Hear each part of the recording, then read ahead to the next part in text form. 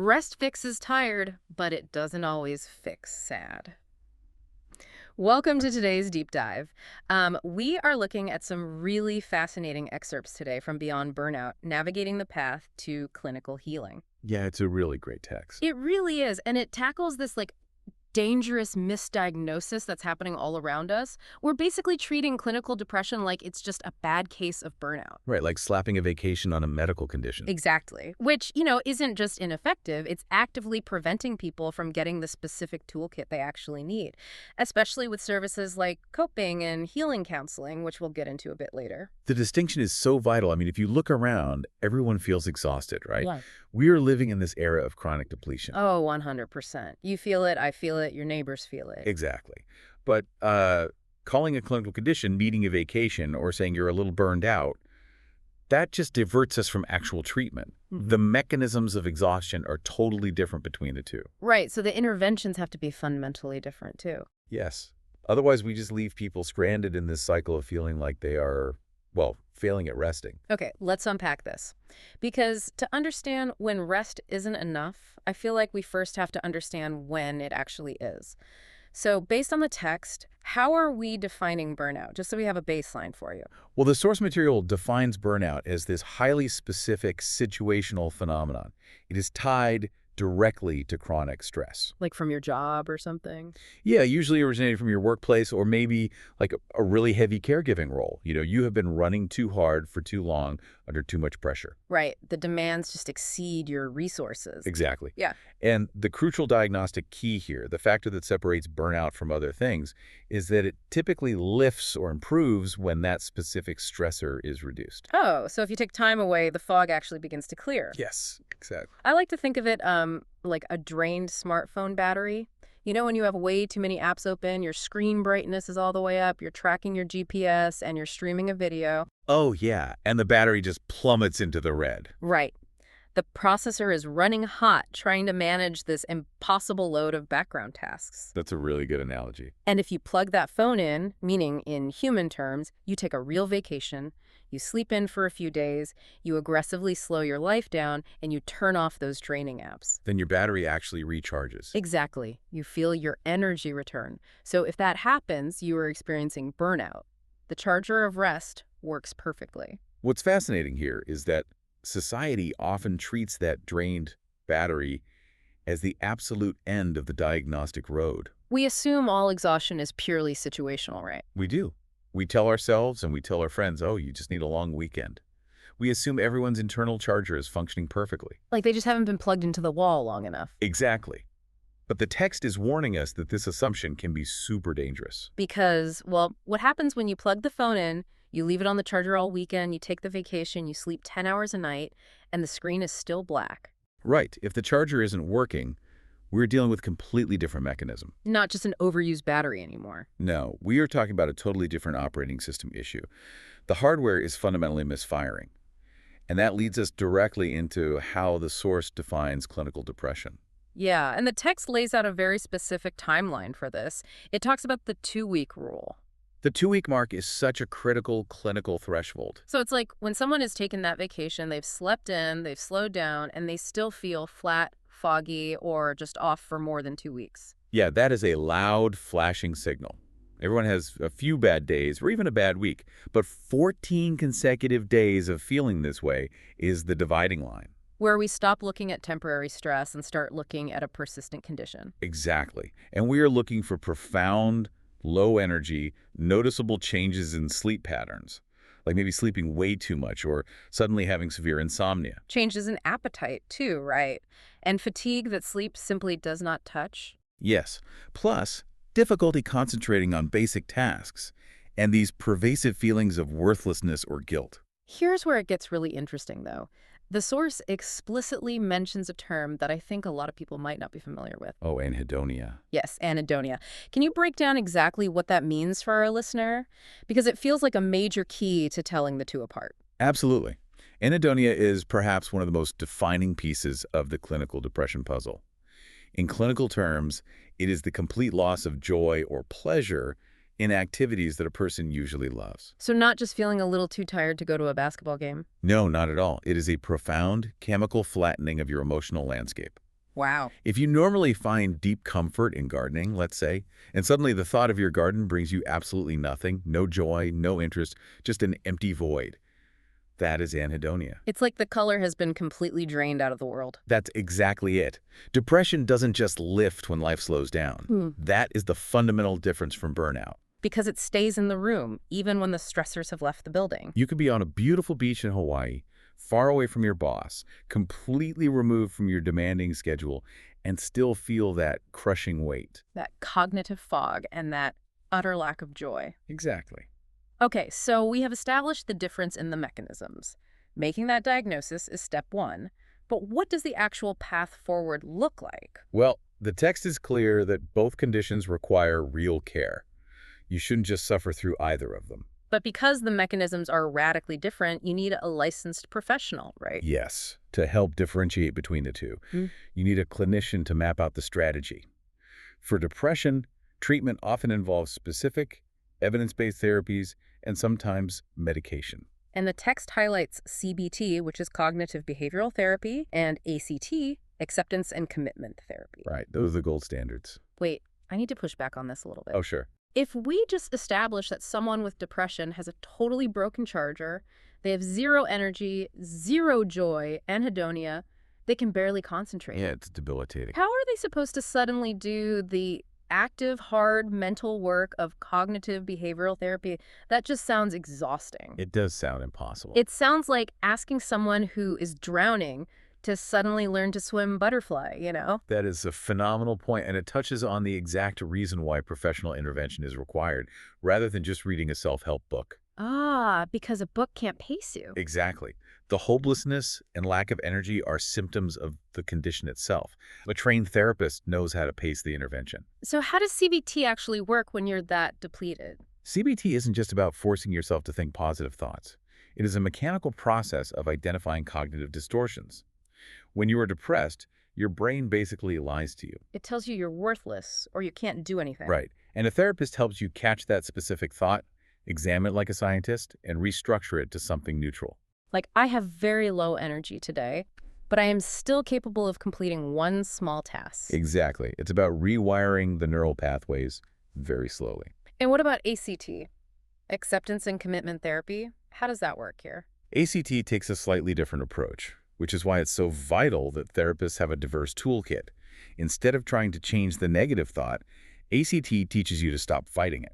So you just accept it? Yeah, it's like dropping the rope in a tug of war with your own brain. Huh. You accept that the feeling of sadness or lethargy is present, but you commit to taking small actions anyway. Small actions that align with your core values. Yes, you might say, I feel completely devoid of joy today, but I value being a good parent, so I will sit on the floor and watch my kid play. It separates your actions from your internal weather system. Precisely. These are highly targeted clinical interventions that actually repair the charging mechanism. It's re-establishing the connection step by step. But understanding that these therapies work leads us to a massive, glaring logistical question. The friction of getting care. Yes. We just talked about how depression makes it hard to even concentrate or find the energy to do basic things. How does the average person actually access that care? Especially when the logistics of the healthcare system are famously exhausting. That logistical friction is where so many people fall through the cracks. The barrier to getting the care requires the exact energy the condition has stolen from you. It's a cruel irony. It's like requiring someone to run a marathon just to qualify for their asthma medication. That is a painfully accurate way to put it. If you are suffering from fatigue that rest doesn't fix, the mere idea of taking a shower, getting dressed, driving across town in traffic, Finding parking, sitting in a waiting room under those awful fluorescent lights. it's an insurmountable wall.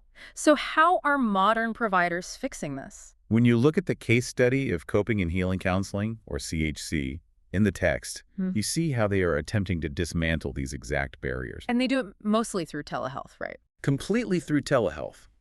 According to the source, CHC operates as a 100% telehealth APA-compliant practice, offering same-week appointments. Wow, same week. A telehealth model is essentially like a clinic in your pocket. It removes all that physical friction of getting help. You can access an evidence-based professional from your own couch, in your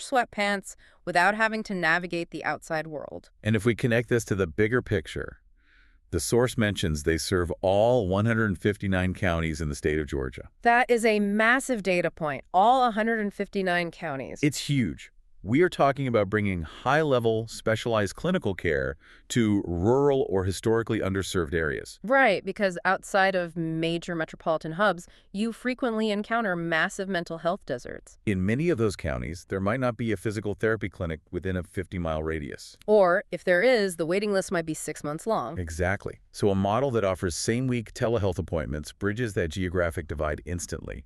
It treats mental health care access as a structural issue, not just a personal failing. Okay, so a clinic in your pocket sounds great. It solves the problem of actually getting to an appointment when you have zero energy. Right. But if I'm handing over my deepest vulnerabilities through a screen, I need to know exactly who is on the other side of it Of course. and, frankly, how much it's going to cost me. It is the ultimate pragmatic question. Who am I talking to, and can I actually afford to get better? Let's look at the team breakdown from the source. Yeah. CHC has a team of over 15 licensed therapists. That's a solid roster. Yeah, and this includes LCSWs, LPCs, and LMFTs. They offer individual therapy, couples therapy, family therapy, teen therapy for ages 13 and up, and life coaching. It's a very comprehensive ecosystem of care. And their specialties cover anxiety, depression, trauma, PTSD, grief, relationship issues, and severe stress.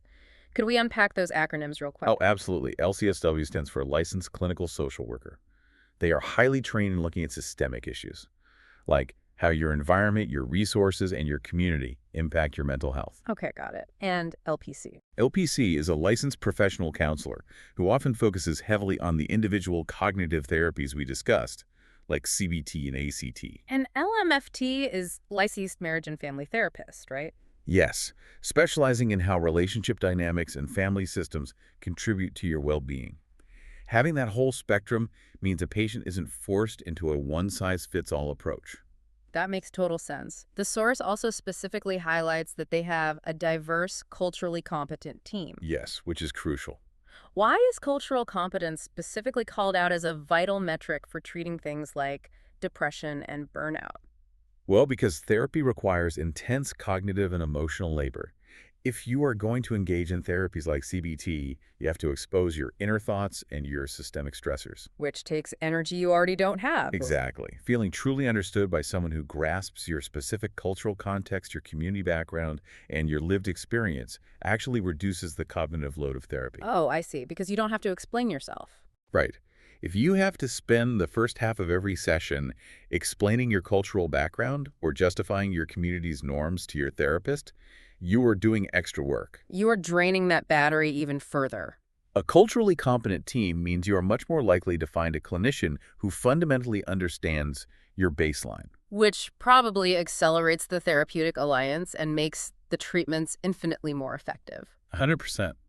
So, what does this all mean for the financial side of things? Because historically, accessing a highly trained, culturally competent specialist was, well, a luxury item. It was, and that's the tragic part. Let's look at the numbers. According to the text, for individuals on Medicaid, there is a $0 copay. $0. And for major commercial insurances, they list Aetna, Cigna, Blue Cross Blue Shield, United Healthcare, and Humana. The copay is just between $10 and $40 per session.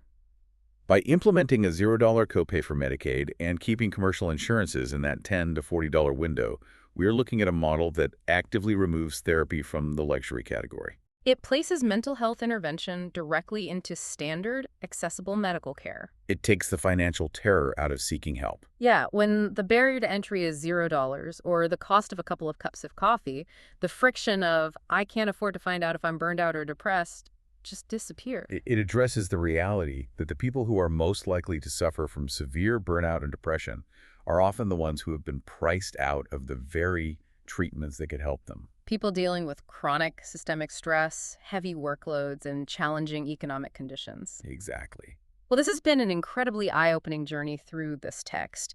Let's quickly recap the major takeaways for you, our listeners, so you can walk away with these insights ready to use. Sounds good. First and foremost, feeling flat, foggy, or joyless for more than 2 weeks, despite taking time to rest, is a vital clinical signal. It is not a character flaw. It is the difference between a drained battery that needs a vacation and a broken charger that requires clinical repair. Right. Second, if you are experiencing that anhedonia, that total loss of color and joy, you don't have to tough it out alone. Evidence-based therapies like CBT and ACT mechanically work to rebuild those connections. And finally, if you are located in Georgia, the structural friction of getting help has been vastly reduced. Yeah, coping and healing counseling offers same-week, highly accessible, culturally competent care via telehealth. For those who want to explore that specific avenue, their contact info is right there in the source. You can reach them at 404-832-0102. Visit them online at sheeptherapy.com or email support@sheeptherapy.com. It's really about recognizing that the bridge to healing is actually there, and thanks to modern care models, it's easier to cross than you might think. Definitely. But I want to leave you with a final thought to ponder, something that builds on everything we've explored in the text today. Go for it. If burnout is deeply tied to our external environment, our relentless workloads, our heavy caregiving duties, and clinical depression is an internal operating system issue, it raises a profound question. In a society that constantly normalizes being burned out as a badge of honor, as proof that you are working hard and being productive, are we accidentally masking the early warning signs of clinical depression in ourselves and our loved ones? Wow. Next time you hear someone say they're just tired, or the next time you tell yourself you are just tired, it might be worth pausing and asking, how long has it been? Are we masking the warning signs with a badge of honor? That is going to stick with me. Remember, rest fixes tired, but it doesn't always fix sad. Thank you for joining us on this deep dive. We'll catch you next time.